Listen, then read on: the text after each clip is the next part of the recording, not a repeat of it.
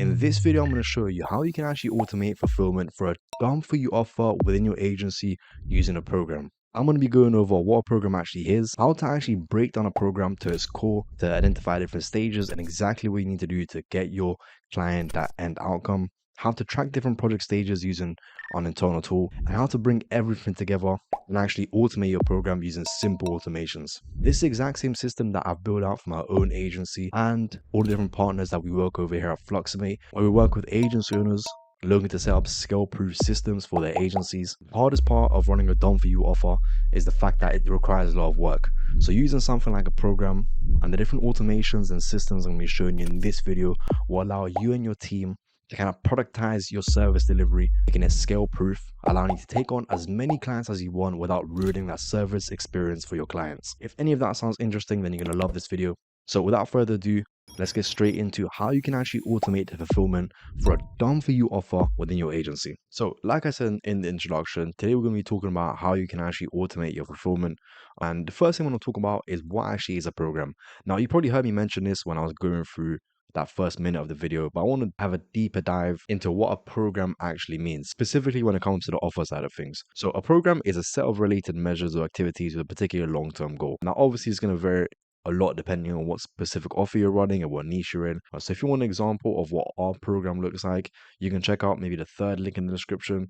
There you'll kind of have an understanding of what we actually do and how we break down our specific particular offer in a program with its relevant stages. But here I've got some more examples of what that can actually look like. So for example, increase conversion rate in 90 days, get 1,000 subscribers for your business YouTube in 120 days, build a sales team in 60 days, or once again, in our case, set up scale-proof systems in 6 months. As you can see, all we have here is a set of related measurements with a particular long-term aim, which is going to vary depending on your offer.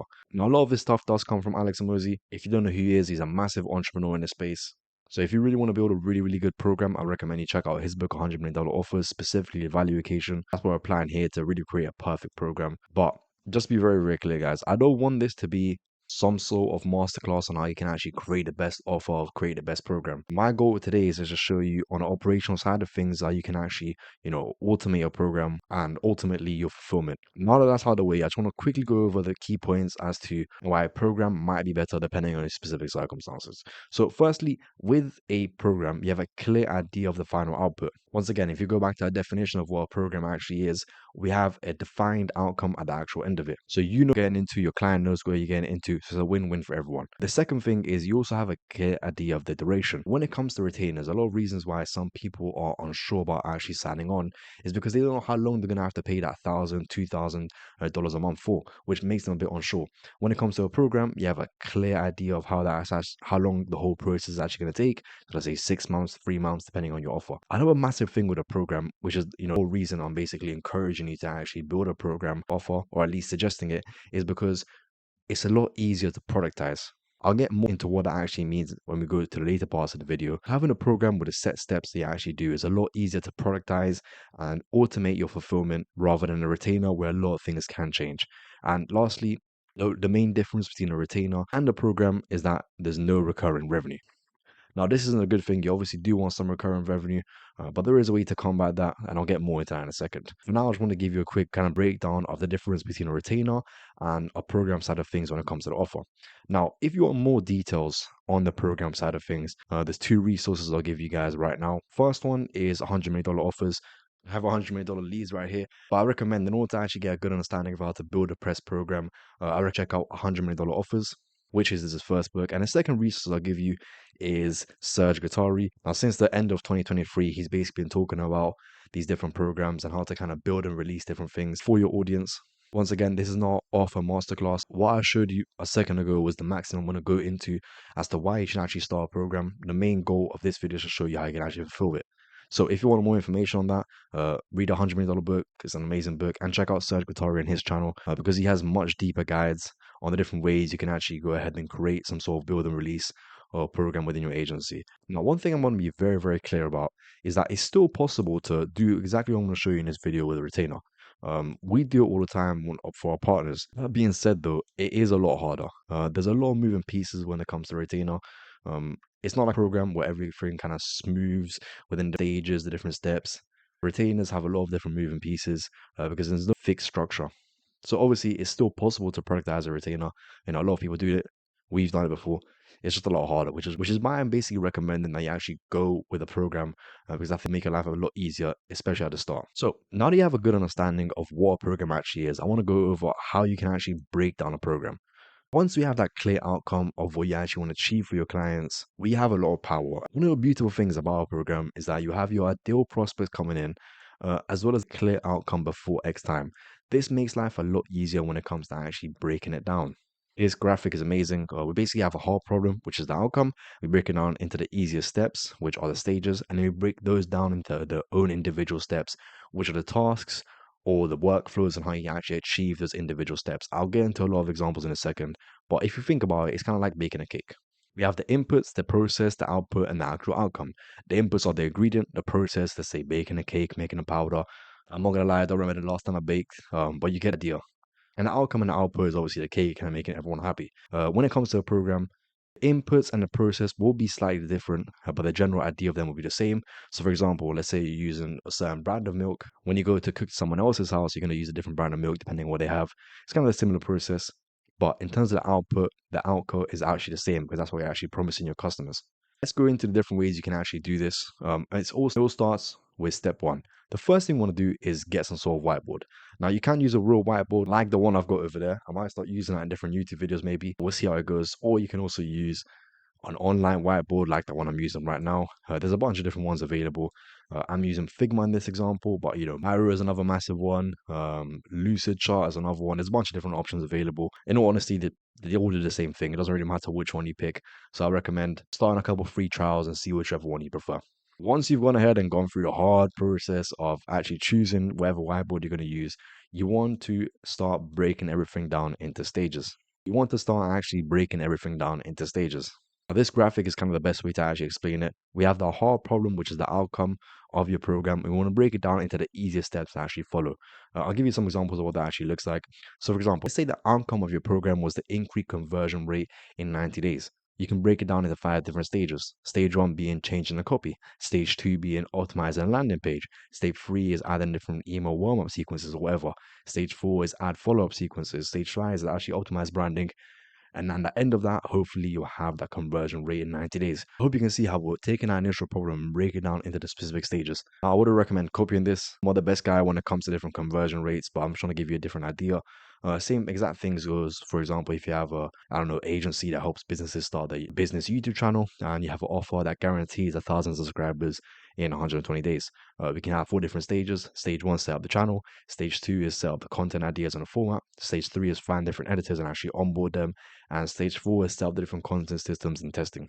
Once you have the different stages, it's a lot easier to actually achieve that end goal because rather than having no clear structure as to what you're doing, you have a set process that you take every single client through to get them that guaranteed outcome. Once you've actually gone ahead and broken down that outcome into set defined stages that you can actually go through to achieve that end outcome for your clients, we can move on to step 3. Now, step 3 is similar to step 2. We're just doing it at a much higher level.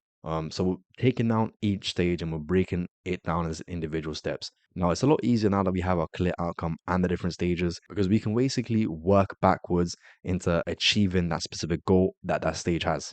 Trust me, doing this at the very start before you have that clear outcome or the different stages is basically impossible because your idea is scattered all over the place. So we obviously don't want that. So all we're doing here, we're taking those stages and we're breaking them down into easier problems. So for example, I think stage 3, add warm-up sequences. This was from our conversion rate example offer.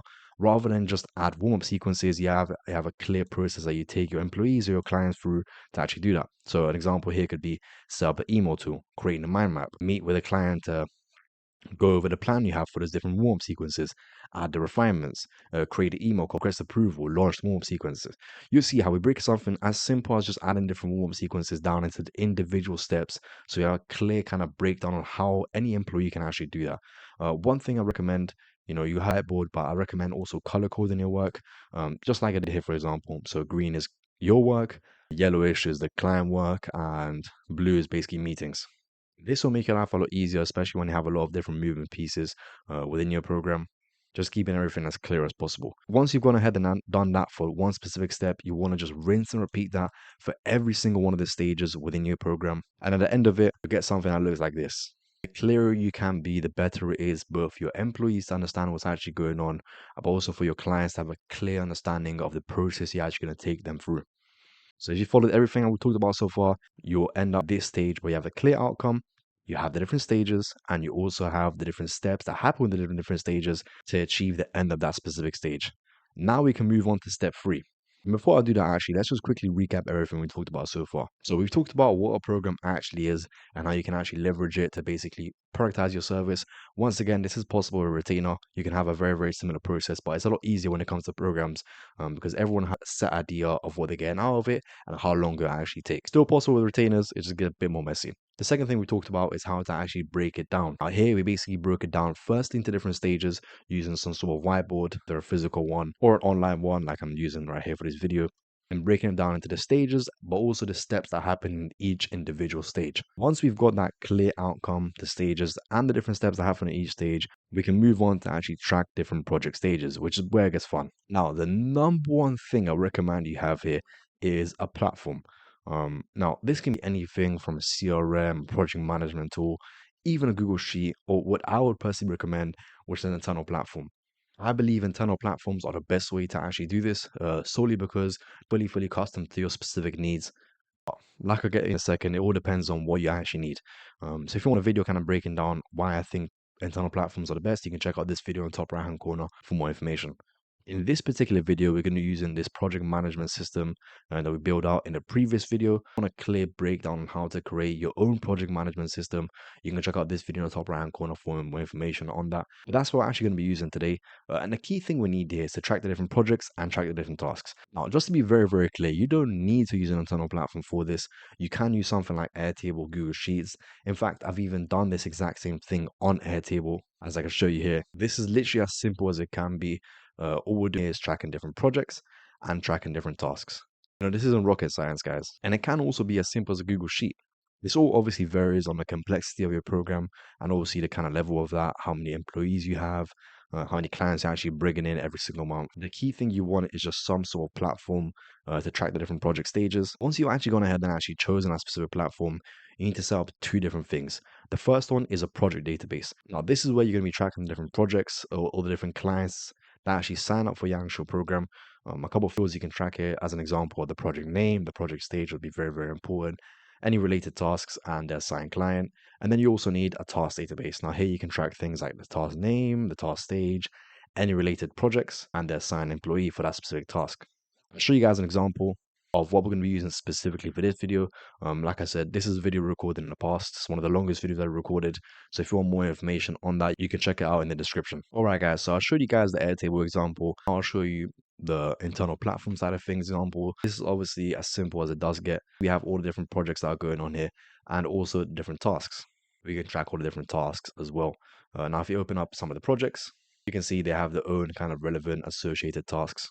And if I go to show you what this looks like on the back end, if I go to data, I actually want to show you the databases. All we're doing here is having a project database where we're tracking things like the company notes, the project name, start date, everything like that, the status of the actual project, and also a task database where we're tracking things like the task name, the start date, the task notes, the status. If you scroll all the way here, we can also see we're tracking the assigned projects, so we can actually link the task to the specific project. This is what we're going to use in this video as kind of our platform for the program we're actually going to be building out. Once again, guys, do not get too fixated on a specific platform you're using. You can make it work with most things. As long as you have that project database and that task database, you can even do this in something like Notion. The way I see it is better you get started with something that's not great and you can upgrade in the later dates rather than have nothing. In the previous step, we talked about how to actually track the different project stages. Now we're going to talk about how you can actually automate your program.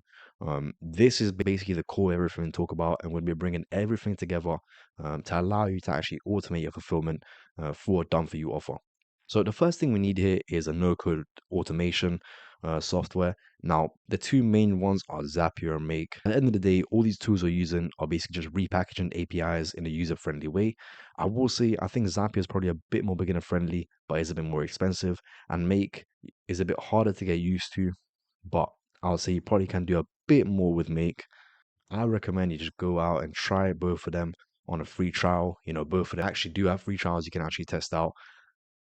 And then once you've done that, you can go ahead and actually pick your favorite one.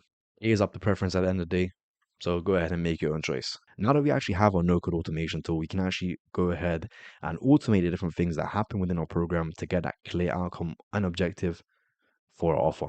Now, I don't want you to worry. The automations building out are not that difficult.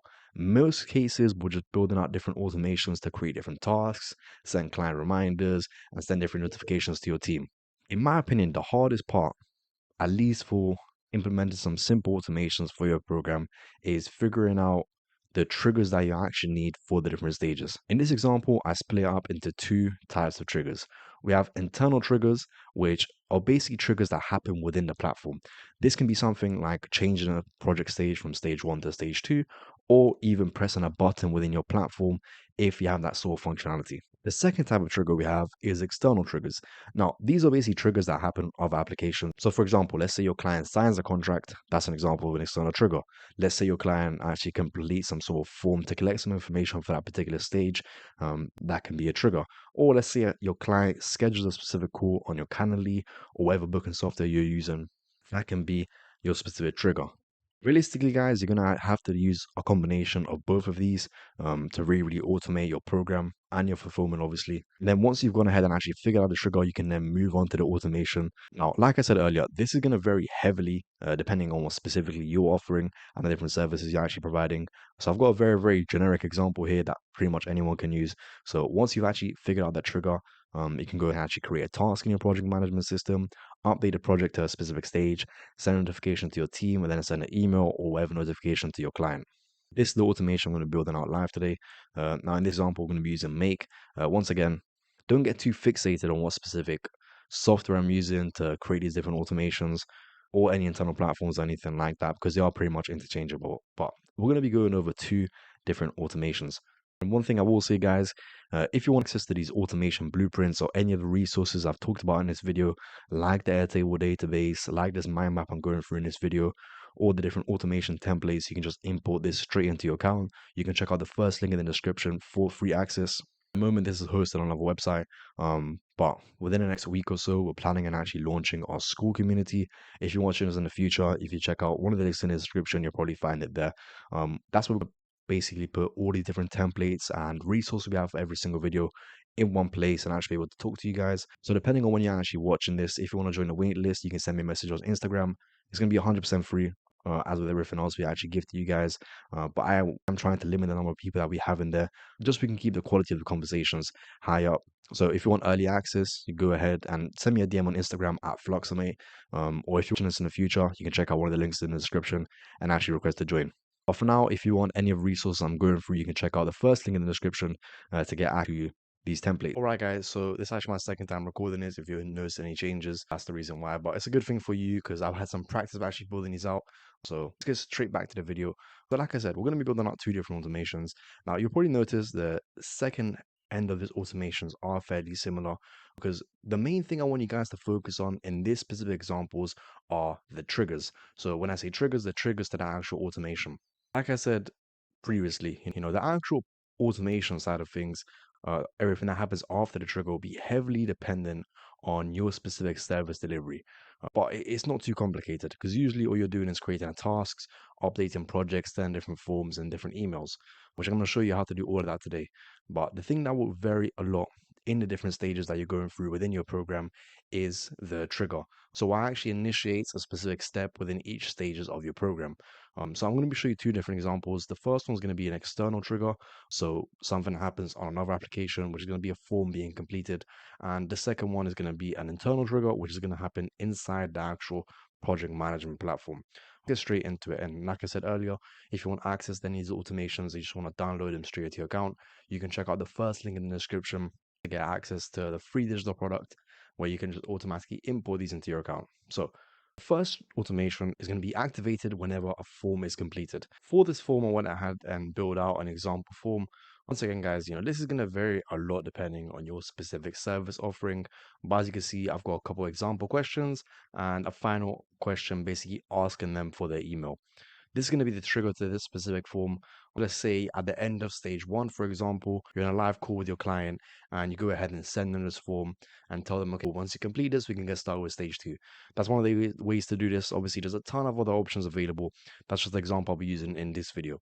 So now if I go ahead and open up make.com, this is the account I use for all my automations. Like I said, don't get too focused on what specific automation platform I'm using, what project management platform I'm using, even a different form platform I'm using. All of them are fairly similar. You can do this with everyone you want. Just kind of try and understand the fundamentals of what I'm actually showing you. So the trigger for this is going to be in Google Form of form being completed. So for this, I'm going to search for Google Forms. And if I scroll all the way down to watch responses, and here is basically when I link my form ID. Now, the easiest way to get this is look at the third half of the URL from your form and just copy and paste that straight in as I've done right here. That's the ID for my form. And in terms of the limit, this basically means how many of the forms will be processed every single time this automation runs. With Mate.com, you basically set up automations to run at regular intervals. I've got it set to 15 right now, while you can do it every 30 minutes, even every day if you want to.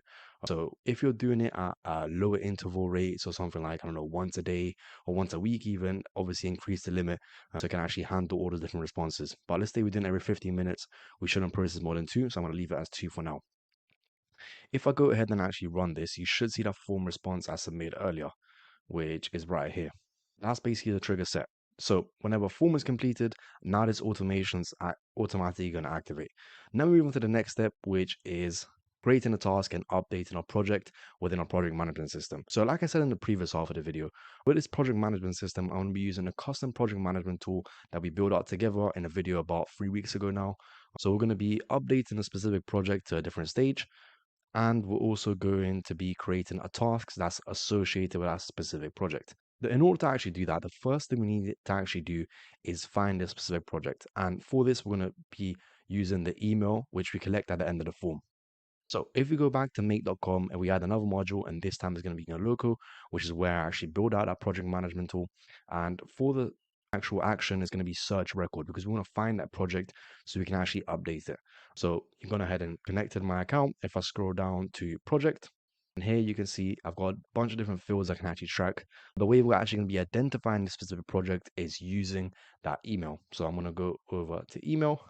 And if I go out of the form responses and I open these up to text answers, I can go ahead and enter the value right there. So now it's going to search for it based on the actual email. I'm going to press OK. So I've got ahead and run this now. It's going to automatically trigger for the form responses, and it should find that specific project, which as you can see, it does right here, once again, based on a specific email. Now that we actually found our project, now it's time to actually create a task. So for this, I'm going to add another module, and it's going to be no local again. Once again, don't get too focused on a specific software I'm using. I'm going to go ahead and create a record. Here, we're just creating a task our employees have to do within stage 2. So for this collection, this time is going to be task rather than project. As you can see here, we have a bunch of different fields of things we can actually track. So I'm just going to go ahead and fill in some random information. So firstly, the task name, we can put the project name, which is right here. I'm going to put phase 2 initiation, I guess. Once again, you'd have to change this on with the specific circumstances you're actually experiencing. I can leave the start date as empty, but for the due date, I'm going to go ahead and say, let's say 3 days from now. And for that, I'm going to go over to the calendar. I'm going to put add days. I'm going to enter the date right now, right here. And then I'm going to add 3. This is how you can automatically add 3 days in Mate.com. Now for the task notes, you can include whatever information you want.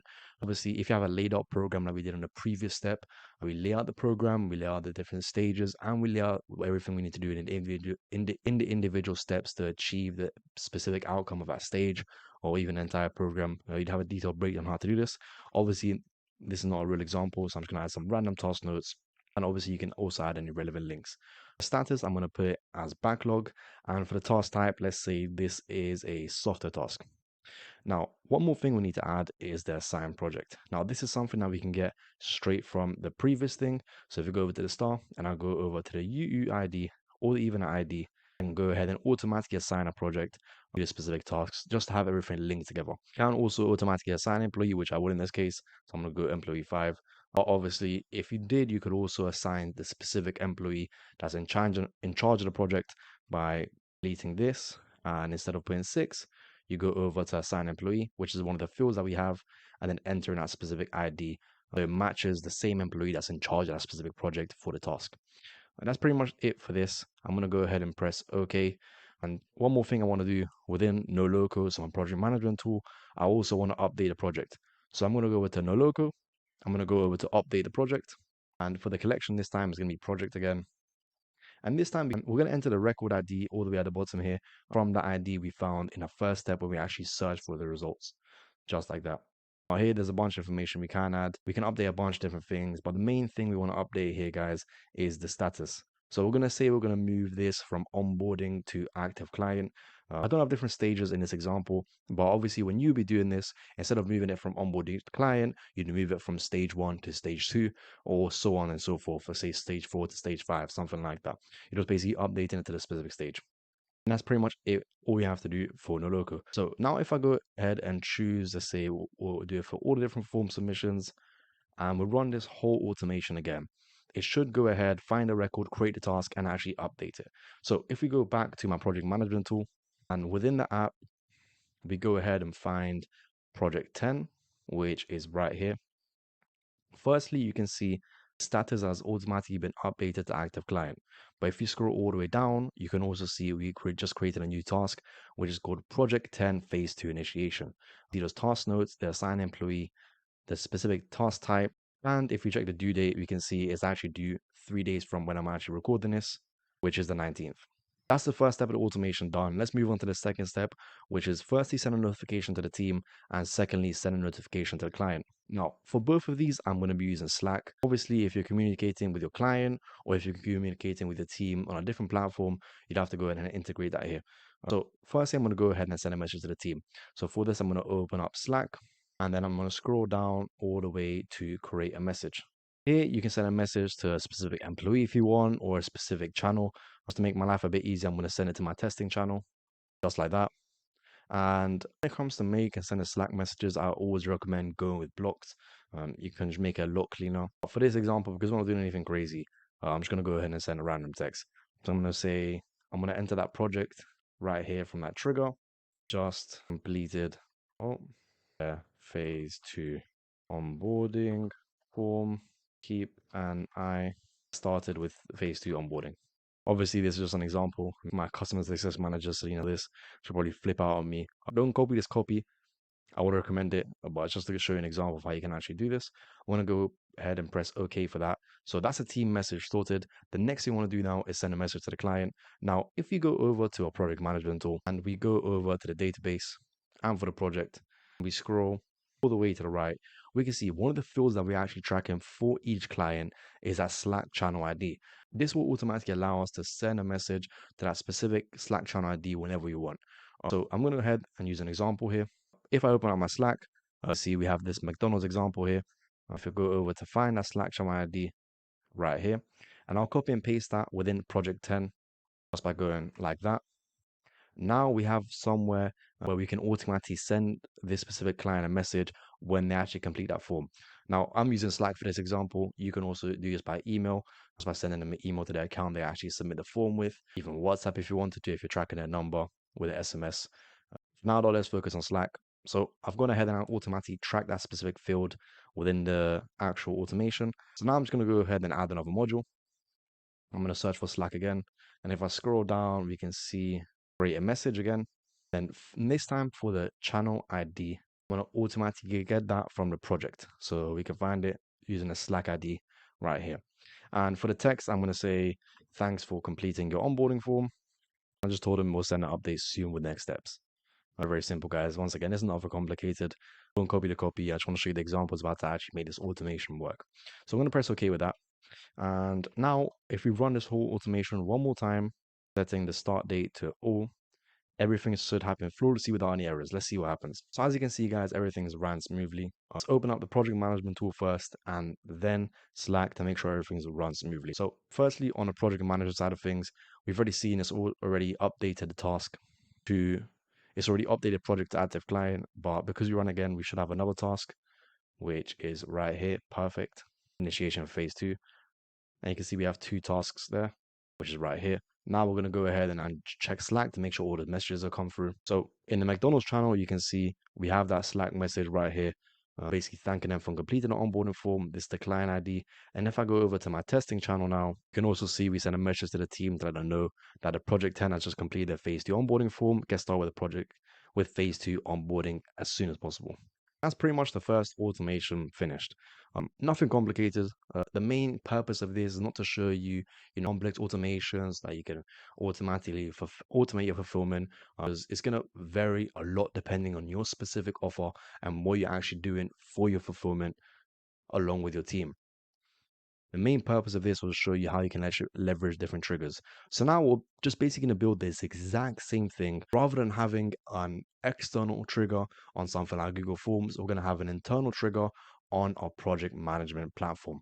The trigger for this is going to be just changing the stage from stage 1 to stage 2. And then it's going to follow the exact same process of creating a task, updating a project, send a notification to the team, and then send a notification to the client.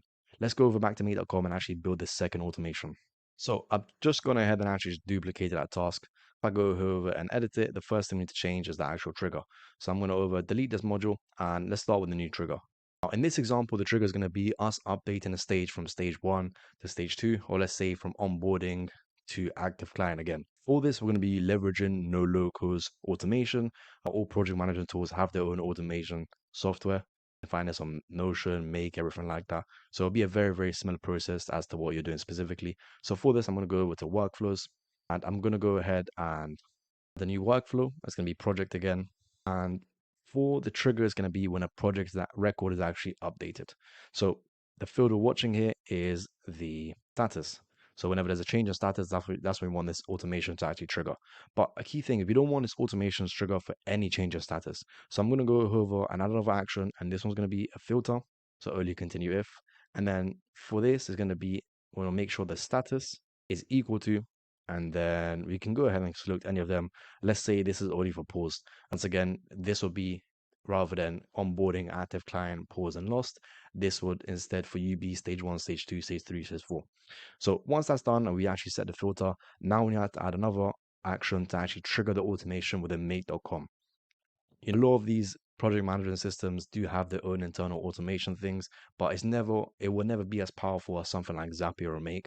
So I always suggest if you're doing something complicated, even like the automation we did today, which is fairly simple, move it off the project management platform into something like Make.com where you can handle automation a bit better. So for this, we're going to trigger a webhook. And here you can see we need to enter that webhook URL. So now if you go back to Make.com and we go ahead and set up a trigger, rather than Google Forms this time, we're just going to search for webhook and we're going to open this up. And for this is going to be a custom webhook. And then we're going to create a new hook, press save. Literally all we're doing is just copying this, going back to NoLocal and copy and pasting that project management tool just like that. So now if you go ahead and actually, let's say, I'm going to unlink this for now. We don't want all automation to run. And we go ahead and actually run this. It's going to be waiting for a response. So if I go to NoLocal and just test this workflow, and this time, let's say we're going to use project 6 and test it, that's automatically run. It hasn't continued because the stage is not paused. So within our app, if you go ahead to the project side of things, and we're going to choose a random project that's in the pause stage. So for this example, it's going to be project 7. Go back to our workflow. We go ahead and actually test it. And this time we're going to use project 7, test. You can see that's automatically succeeded. So now if you go back to make.com, you can see that data has just come through. This will be the trigger for our automation. So just us updating that status to the pause section. Once again, in your example, rather than moving to paused, it'll be updating it from, let's say, stage 1 to stage 2, or let's say stage 4 to stage 5. And here you can see we have a bunch of information. We can open this up. You can see the user that actually tested it, as well as the name of the project and the different things such as the ID. Cool. So now we're just going to link this back, and now we're going to just repeat the exact same process we did in the previous step using a specific project information. So the main thing we have to change here is that we don't have the email right here. So rather than the email, we're just going to use the ID that we get from the trigger right here. Perfect. That's okay. Task side of things is not going to change anything, but I'm going to change this to, rather than, let's say, phase 3, I'm going to change it to phase 4. So you just have a different example. And rather than making it due in 3 days, I'm going to make it due in 10 days. I'm still going to link that specific project ID from the previous step, as well as the as well as the employee associated with that specific project. But let's say this time I'm going to change the task type to editing rather than software. Press OK with that. Now, for the update record, we don't really have to update the record because remember, the trigger of this whole thing is just moving the record to a specific stage. So I'm going to go ahead and just delete this. Now, the last thing we actually need to do is change the message to the team. So rather than phase 2, once again, it'll be phase 4. The exact same thing here. Rather than phase 2, it'll be phase 4. I'm going to press OK so it doesn't get annoyed. And then the last thing we need to do is actually send a message to the client. Now you can see here, the Slack channel ID is not present.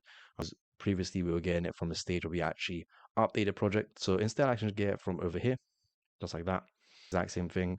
And rather than onboarding form, I can say project that's just been updated to the next stage, to the next stage. We'll send an update soon with the next steps. Very, very simple, guys. So this automation is basically perfect now. We're going to go ahead and actually turn this on. And if we go back to our project management system, we're also going to turn this automation on, just like that. So now if we go back to our app, let's say we find a random project, which is in a stage that's not onboarding. Let's say this one right here, project 4. All we have to do is move it to pause, and the magic should automatically happen. There might be a bit of a delay, so we'll just let it load. What we should see here is a task appear here, and we should also get a couple of Slack messages on Slack on both the team channel, a specific channel for the people. So as you can see on the no local side of things, the project has automatically run. Now, firstly, if you go ahead and check our project, we go ahead and see that task that literally just got created right now, and that's the project 4 phase 4 initiation. As you can see, the due date is set from 10 days from now with the assigned employee and a specific task type as well as specific task notes. Obviously, it's gibberish in this example, but if you were doing this properly, you'd assign the different stages that we mapped out in the previous step of this video. And the last thing we need to check now is if we open up Slack, we can see that message has just come through here with the project 4 just completed a phase 4 onboarding form. Get started with phase 4 onboarding as soon as possible. And if you go back to the same channel, the client channel, in this example, we send a message that says, thanks for updating your form. We'll send an update soon with the next steps. Once again, this is nothing complicated, but if you do want to automatically just import this, simply just by going over here and pressing import blueprint. You can check out the first link in the description to get access to this blueprint, the previous blueprint, the mind map we used in the video, and any of the resources I actually talked about in this video. It's 100% free. It's a way for us to give you even more value through a free digital product that comes with every single video. But guys, that's pretty much it. I've now gone ahead and shown you how you can actually set up the different triggers and the different automations to go ahead and automate your fulfillment. Like I said, guys, the main purpose of these two automations I'll show you today wasn't to show you how you can actually automate specific things in your offering. There's a bunch of different agencies and niches that actually watch these videos. It'll be impossible for me to show you the specific steps on how you can actually automate your fulfillment for your specific offering. I mainly wanted to show you how you can actually go ahead and create different automations based on the triggers. And if you want more examples of different automations you can use in your fulfillment process, please check out this playlist right here to get an idea of a bunch of different automations, how to actually set them up. Those get a bit more complicated than what I'll show you today, obviously, because I want to make this as easy as possible.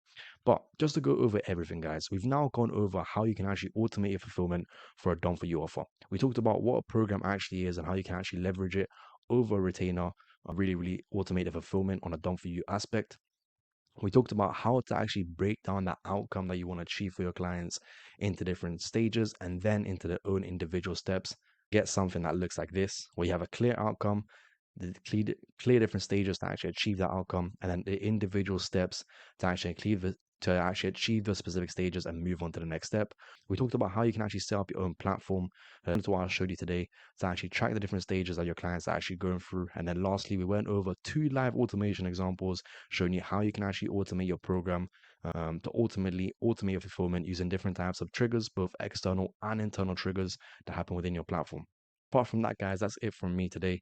If you have any questions about anything I covered, please do leave a comment. I say this a lot, but we're a very small channel. So if you have any questions, we're 100% going to see it and give you an in-depth response on how we can actually help you. If you want to see more videos like this on your feed, going over automation, internal platforms, and just business operations in general, then make sure to like and subscribe to see more videos like this on your feed. I said this a couple times, but if you do want to access any of the free resources I talked about in this video, you can check out the first link in the description to get access to a free digital product that comes with all the automation templates, the mind map I actually use in this video, as well as any of the other resources I actually mentioned. Before you go, if you want to continue your learning and really supercharge your program to the next level, I really recommend you check out this video right here. Give you an idea of how you can actually set up a fully custom project management tool from scratch.